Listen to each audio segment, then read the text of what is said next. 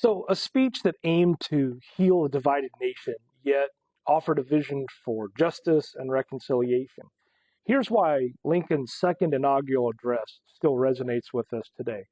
I'm Matt Hasquin. I'm a social studies teacher at a public high school, and I just want to increase depth of knowledge for folks. So let's go ahead and tell the story here. So on March 4th of 1865, just weeks before the end of the Civil War, President Lincoln delivered his second inaugural address. So the war, which had been raging on for about 4 years, was nearing its conclusion. The Union had endured immense losses, both on the battlefield and at home. And yet, Lincoln's speech was not filled with anger or triumph. Instead, it was a call for unity, for healing, and for a nation to come together after its division over the issue of slavery. Now, the speech is widely regarded as one of the greatest in American history, not because of its length or its complexity, but because of its tone, its humility, its deep moral clarity. Lincoln, in this address, made a bold statement of hope and reconciliation at a moment when the country was torn apart. So, looking at the context of the speech, by 1865, the Civil War had cost the lives of an estimated 620,000 soldiers, countless civilians, and, of course, the nation was deeply scarred. The Confederate forces, led by Robert E. Lee, were retreating, and the Union victory was all but assured. But while the end of the war was near, the path to peace and restoration of the Union was unclear. The Union had been divided, not just geographically, but also ideologically. And at the heart of the conflict, of course, was slavery, that institution that had caused immense suffering for African Americans and had ripped apart the social and political fabric of the country. Lincoln's first inaugural address, delivered in 1861, had sought to avoid war and preserve the Union. And it was a plea for peace, even as those tensions were escalating. But by 1865, the nation was in the middle of its most destructive conflict. And the question was no longer how to avoid war, but how to rebuild the country afterwards. And what stands out in Lincoln's second inaugural is its tone. And unlike many political speeches, which are often filled with, partisan rhetoric or demands for vengeance, Lincoln's address was more about humility and the concern for healing. He didn't gloat over the imminent defeat of the Confederacy, nor did he call for punishment or retribution for the South's rebellion. Instead, Lincoln spoke of malice toward none and charity for all. The central message of the speech was reconciliation. Now, Lincoln's vision for post-war America was one where former enemies would come together to rebuild the nation.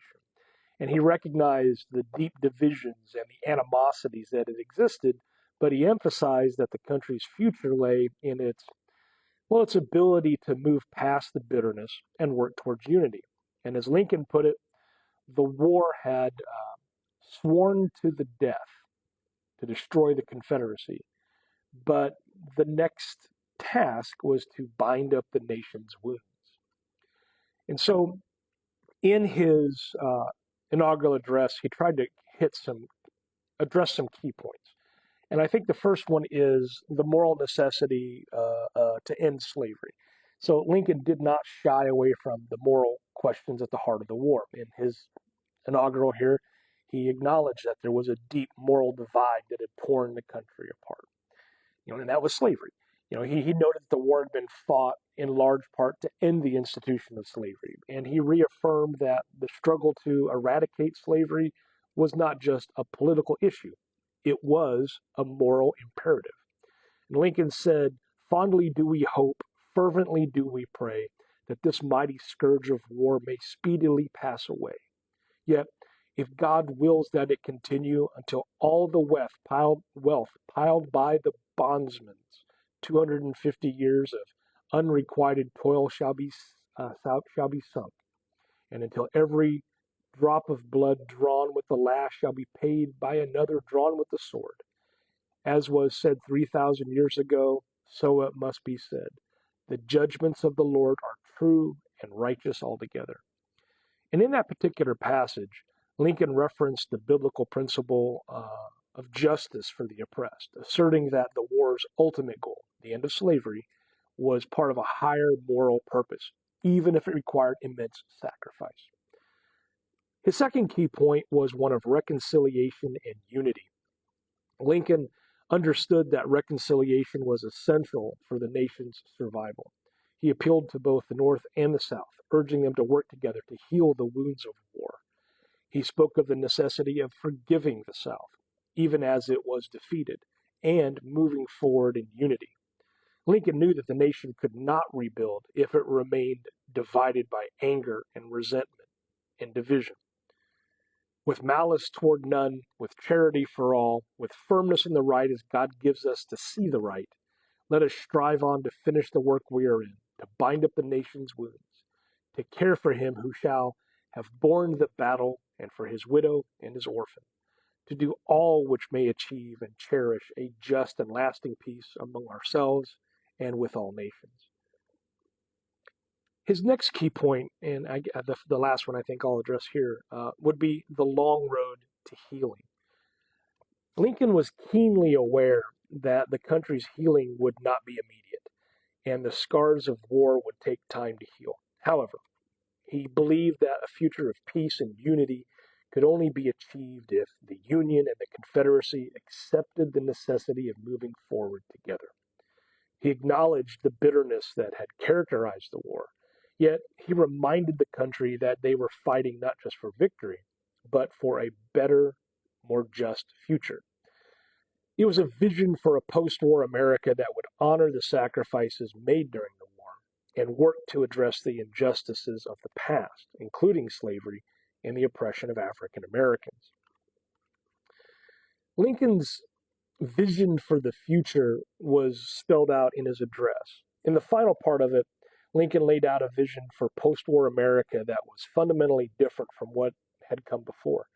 He called for a just and lasting peace, not just within the Union, but also with the world.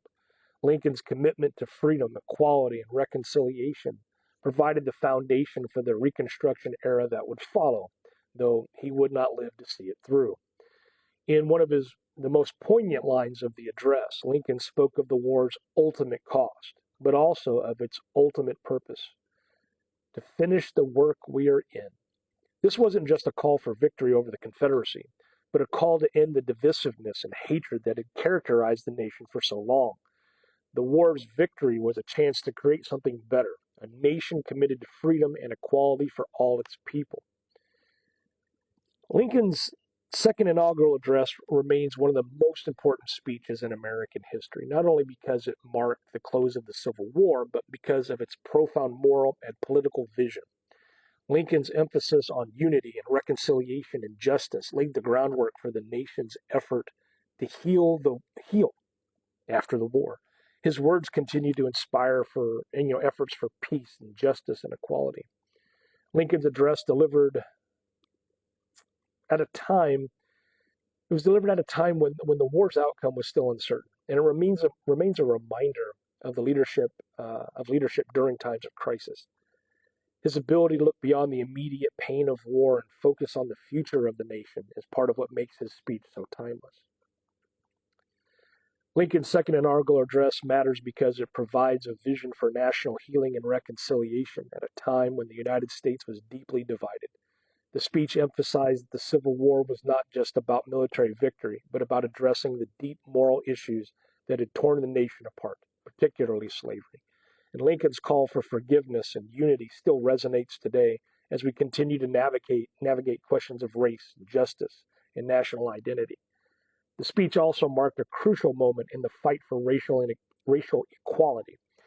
By linking the war to the moral imperative of ending slavery, Lincoln had laid the groundwork for future movements that would continue the struggle for civil rights in the United States. His words inspire us to work toward a more just and lasting peace, and one that embraces our shared humanity. His words remind us that while the scars of war may take time to heal, a commitment to justice, unity, and reconciliation can guide us toward a better future. Thanks for watching.